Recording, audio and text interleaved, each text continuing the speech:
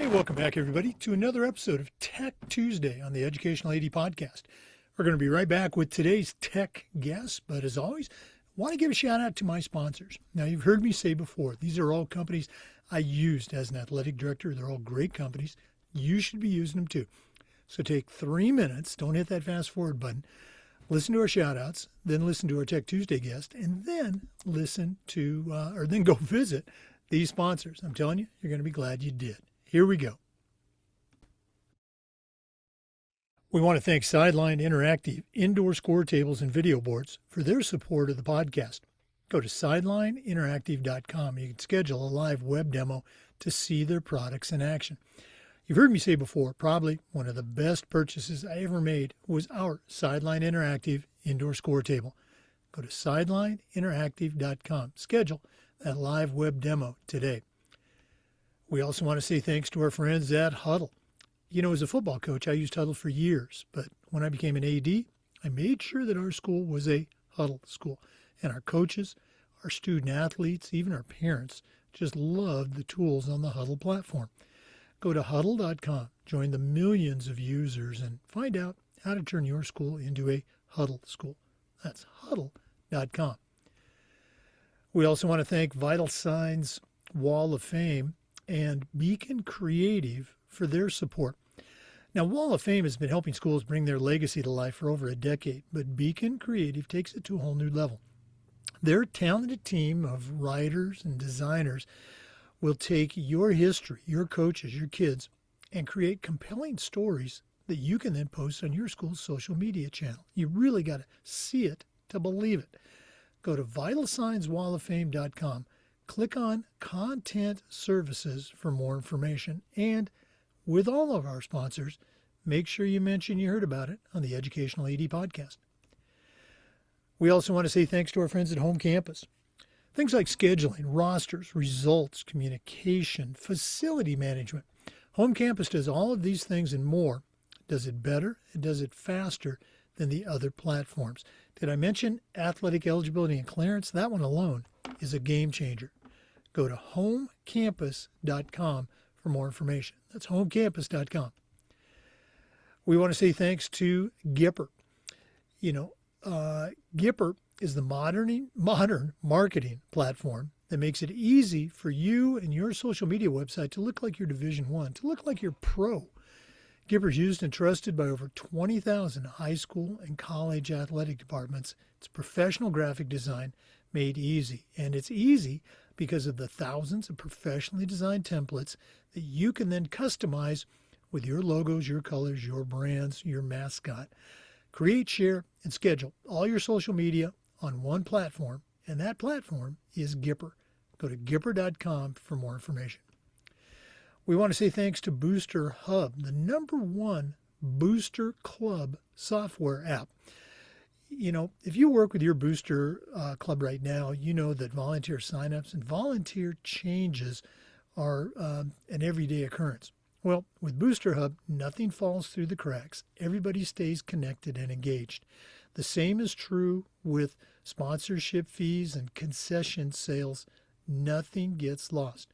Give your boosters the platform they need. Give them the platform they deserve. And that platform is Booster Hub.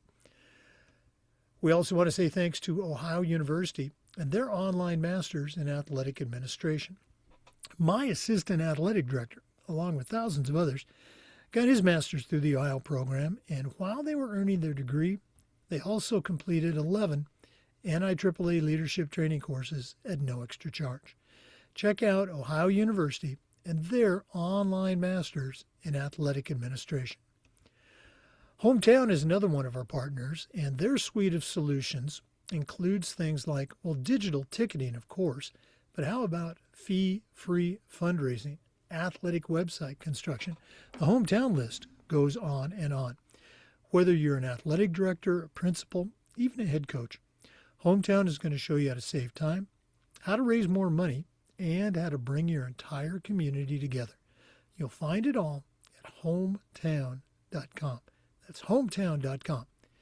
And finally, let's say thanks to Athletic Surveys. If you're not using a survey to take the pulse of your coaches, your student athletes, how about your parents? You're missing out on a great opportunity. Go to athleticsurveys.com. They're going to create a custom survey just for you that lets you truly take the pulse of everybody in your program. That's athleticsurveys.com. And once again, as with all of our sponsors, make sure you tell them you heard about it on the Educational AD Podcast. Hey, welcome back, everybody, to another episode of Tech Tuesday on the Educational AD Podcast. Our tech today is a really cool resource, and our guest to share it is Claire, I'll say it, Claire Rietmann-Grout. She has a tremendous background as an athlete, as a coach, as a leader, as an editor. Oh, my goodness. Claire, welcome to the Educational AD Podcast.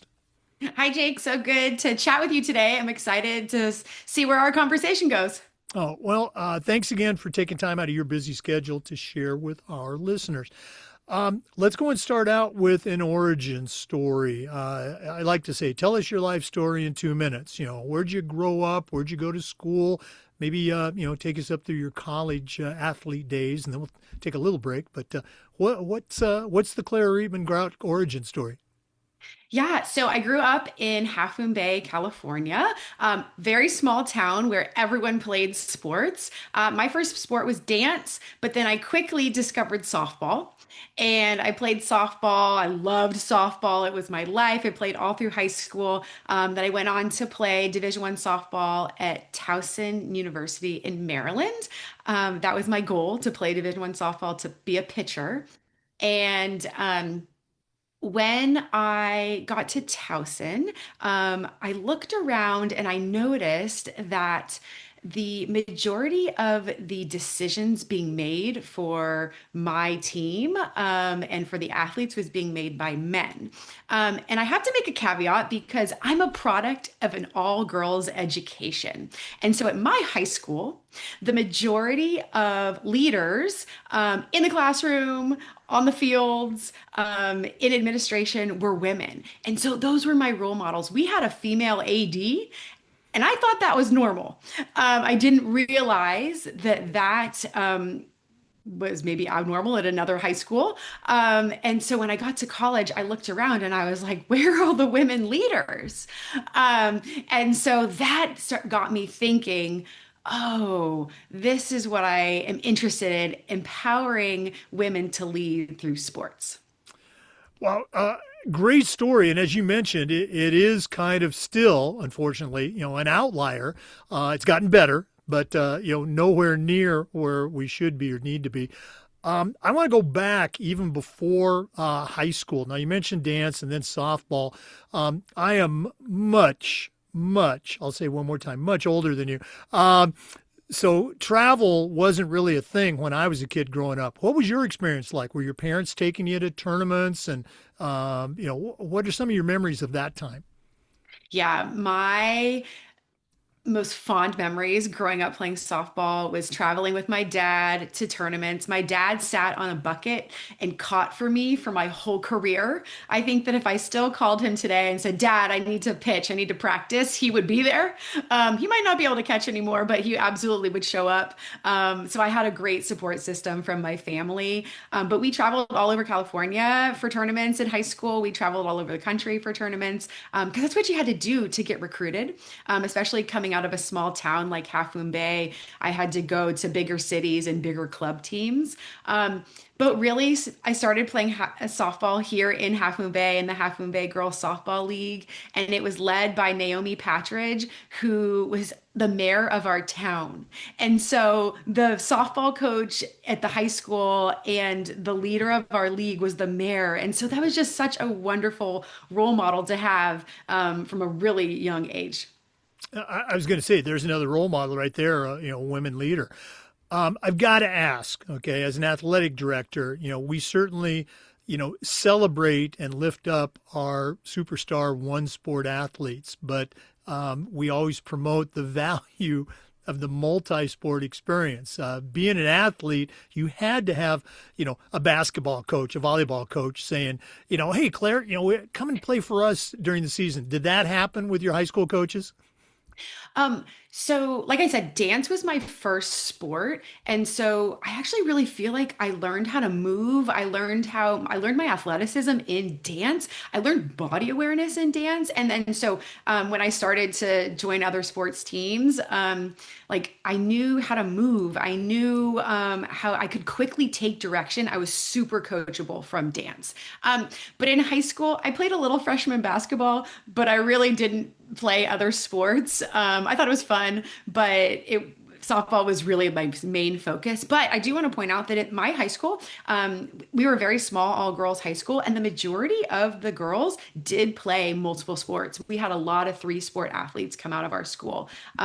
So I think when you're small, that's just what you have to do. And I loved that the coaches supported that because I think that's something that's kind of different from today, right? Like the coaches are, I don't want to say fighting, but they feel like they're competing for the top athletes to come join their program. But actually, when we cross train, when you have the brain space to do something different than your main sport in a season, I think it's really healthy. And I think the well-rounded athletes are the ones going on to play in college and competing even beyond that. All right, you just bought yourself a ticket on a subsequent episode of the Education Lady podcast. We're bringing you back. No, and again, you're absolutely right. And again, some kids, whether it's softball or soccer or volleyball, I think those are probably the big ones. They just love that sport, and that's what they want to do. And there's nothing wrong with that. Towson, Maryland, that's a little bit of a hike from California. How did that all play out? Yeah. So when the coach called me the fall of my junior year, Coach Costello, she actually just retired. She had been there for years and years and years. But she called me. She had seen me play at a tournament in Colorado, and I said, "Where?" I had to look up on a map where Maryland was. Because I had always envisioned myself playing in California in college. But I went on my visit and I realized that it was only a one plane ride away. The opportunity to do something totally new and different for 4 years. My family was always going to be in California, so I knew I could always go home. But that something stood out to me. I wanted to try something new. I wanted to make a name for myself in a new place. And it was a wonderful experience. I really had to learn and grow and figure out how to be an adult or be independent from that experience. And I'm very grateful for it. Well, again, we're going to take a deeper dive into that when we bring you back on the podcast. But for today's episode, after college, fast forwarding a little bit, you had a lot of professional experiences. You were an editor of the softball magazine for 20 plus years. You were a dean at a private school. You just really have accomplished quite a bit. And in our third segment today, you founded your own company. How did all of those experiences, those early ones, lead to what you do currently now with Positive Coach? Yeah. So when I graduated from college, I didn't really know what I wanted to do. I had this degree in kinesiology, and my emphasis was in like sports journalism because I love to write. So when I was in college, I cold emailed the editor of Softball Magazine, and I sent them three writing samples, and I said, "Hey, do you have room for a column?" And they said, "Sure." So I wrote for Softball Magazine for many, many years, and that was my first taste of professional journalism. I loved it. So grateful to Louie and Madison for taking a risk on a college student in freshman English, in English 101. So that was a really cool experience, and I kept doing it. So when I graduated, I went to grad school in journalism, and there was an all-girls high school in Los Angeles that was looking for a softball coach. I happened to have time. And so I said yes. It was a very similar high school to my high school that I competed at. And so I felt really comfortable in that all girls environment. I took the job. And then they kept asking me, well, would you like to teach PE? And then all of a sudden I had a full-time job, which was really cool. And then they said, well, would you like to be an assistant athletic director? And then I had a leadership role on top of my coaching and my teaching. And so I just kept saying yes. And this high school, this athletic director believed in me. She mentored me. I recently saw her at a Golden State Valkyries game for the first time in 10 years, and she gave me the biggest hug. And, when you have a mentor like that, Maureen Rodriguez, it's pretty cool to still have those connections. Again, a lot of different directions I want to go down, but I'm going to stay focused on today's episode. You also did some work with the Women's Coaching Alliance. Can you tell our listeners about that? Yes. So, my background in high school administration, I was the assistant principal. I actually founded my own school for girls and ran that for a number of years. And while I was doing all those things, I was really focused on learning about the teenage brain. I was really focused on understanding adolescent development.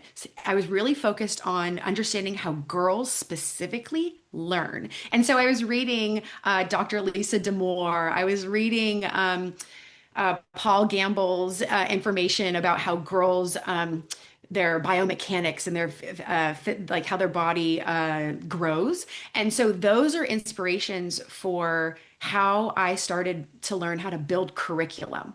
And so that's what I did at the WCA, the Women's Coaching Alliance, is I helped their coaching team build curriculum for first-time coaches who are teenage girls. So I'm really passionate about coaching teenage girls. I'm really passionate about educating teenage girls the way they need to be educated, because girls and boys are different. They have lots of similarities, but there's also differences. When girls feel cared for, when girls feel seen and supported, that is when they're going to rise to the occasion and work really hard for you as a coach. And so my experience in high school administration helped me solidify my method for creating curriculum. Yeah, again, just a tremendous volume of work, and I'm going to say, still, early in your career, you've accomplished so much. Let's go ahead and jump into, I guess, the third section, the positive coach. And again, we'll give out websites and emails and things like that. But how did that all come together?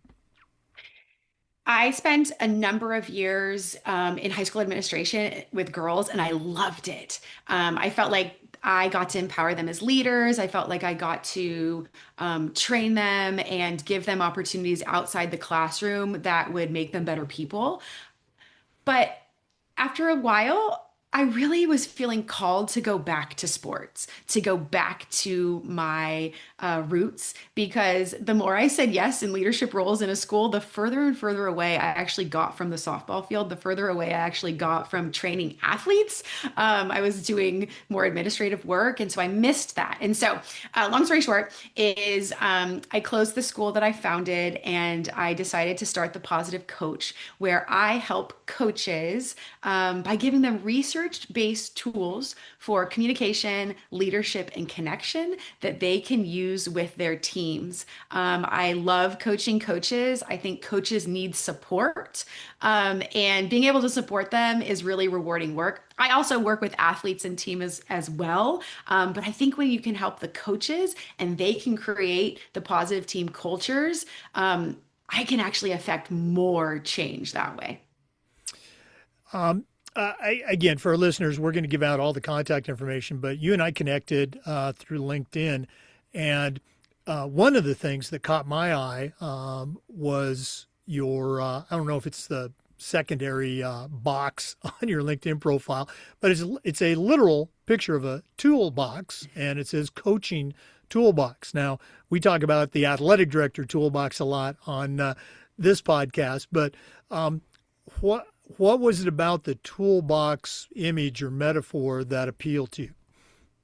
Yeah. So I have a coaching toolbox and I bring it everywhere I go when I'm coaching. Yes, and it's a metaphor. I have a physical one, but inside are different tools and skills that coaches can use when they're with their teams. Because I really think that coaching skills are transferable. And so some of your coaching skills are actually skills that you've learned from other places in your life. Maybe it's when I'm coaching teenage girls to become coaches, maybe they have had a role in their family that's been leadership. Maybe they were babysitters. Maybe were a leader in their team. And so those experiences are great for coaching. If you can manage kids, then you can be a coach, right? If you can manage energy and you can read the room, those are tools in your toolbox.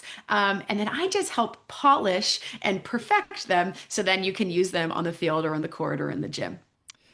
Now, I mentioned this quite a bit. Most of our listeners are high school and college ADs. We do have a lot of coaches. We even have some parents that tune in. But from the AD perspective, I think one of the things that athletic directors love to do more than anything else is provide professional development opportunities for their coaching staff. But it's also one of those things that sometimes they don't get to do either through, lack of funds, lack of time, etc. So with a resource like yours, what are some things that you can provide to our AD listeners that are going to help them do what they want to do, and that is help their coaches? Absolutely. Athletic directors, I feel for you because you are pulled in so many directions, right? Athletics was under me when I was the assistant principal. And so I spent a lot of time with the athletic director, making sure they had the support and the resources they need in terms of professional development. And so that's what I do. I work with ADs who then are like, oh, maybe I have a new coach who could use some coaching. Maybe I have a coach who was coaching boys and now they're coaching girls and they need some polishing onto how to deliver their messaging differently. And so I provide resources in terms of one-on-one work with coaches. I also do like speaking engagements or webinars for full athletic departments. I'd be happy to do. I also go and work with teams, so I help the coach, and then I go work with the team on their own leadership skills. But I really enjoy helping high school and youth coaches specifically, college as well. But I think that in high school sports, you can really focus on the values of building a good person. And that for me is the most important thing. Would I love all of these coaches and these teams to win? Yes. But are we creating good people? Are we creating people who are leaders who are going to have skills that they can use or skills and tools they can use outside of sports? Absolutely. That's what I'm most important. That's what I really believe is most important. Yeah, and again, coaches and ADs, we all want to win. We all want to have that championship season, hang that banner, whatever. And I'm not minimizing that at all. I certainly wanted to win as a coach and AD. But it's funny how the coaches or the programs that focus on all of those other things that you talked about, hey, they often are the ones hoisting those banners and celebrating those championships. I know you have a ton of success stories. Can you share a couple, maybe this coach or this team where, they used Claire and, they had all of those victories both on and off the field? Yeah, so this year I worked with a team that was very young. And they had all the tools, all the pieces of the puzzle. We just needed to get them to believe and feel confident. And so, what I did was put in a framework in place of high accountability, high expectations, and high support. And when you combine those three things, and this isn't my own thing, this is from David Yeager, but I've made this framework specifically for sports. When you support athletes with those three pieces, that's when they really start to flourish. And this team ended up winning their league, even though they weren't expected to, and they qualified for the playoffs. So huge, right? But because there was expectations were very high. We set the expectations early. Then there was high accountability. If people weren't doing the right things, then we had honest conversations about that. When they were doing the right things, we also had honest conversations about that. And then The third piece is high support. If we're not meeting expectations yet, how can we get that athlete to get there? And so I'm really proud of the work with that team this season. On your resource page, you have, and again, listeners, we're going to give out the website. Let's do it right now, okay? Claire, how can they find out more about you and about the services that are available to them through your platform? Absolutely. So my website is clairerg.net. There's pages for pages for athletes, and then I have a resource page if you need help with practice planning, if you need help with organization, those types of things. There's lots of resources, lots of outlines. I think there's even like a team captain job description, which I love. I actually used that with this team this season as well.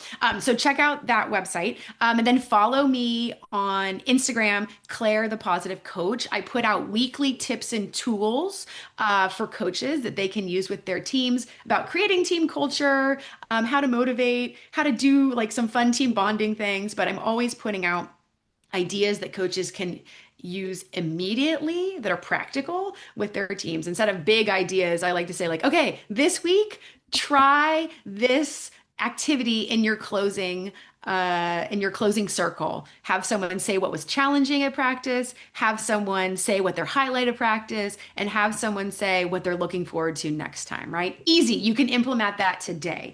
So I really think that giving coaches practical tools that they can implement is the best way to go. All right, Claire, the Positive Coach. Definitely going to add that to my list. You mentioned one of those resources, the captain's, playlist, if you will.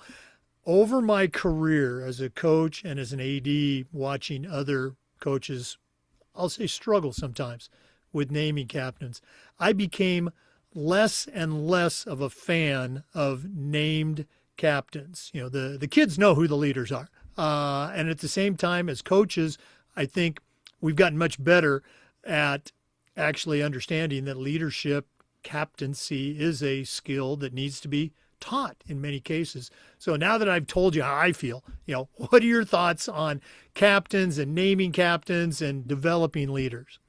Yeah, leadership is a skill that is learned, right? There's no born leaders. There might be people who have charisma or have like spunk or whatever, but you have to polish these skills. And coaches, we have to be intentional about coaching these skills. And so when you give kids real opportunities to lead, maybe it's the name captain, but maybe it's like you're in charge of warm-ups. Maybe it's you're in charge of the bases. Maybe it's you're in charge of making sure this freshman is on time, right? That's leadership.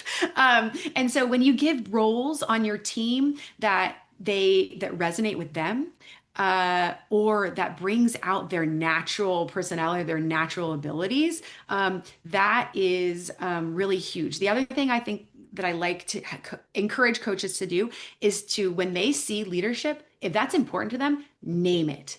So I had a player this year, quiet, sophomore, a good player, but just kind of like in the mix. And all year we had said, okay, hands in, everyone touch, right? Because the research shows that connected teams are the most successful teams. So if you can give a high five, touch, whatever it is, that is really helpful for a team. And so all year we had been saying like, okay, hands in, everyone touch. And then at the last game, not everyone was touching.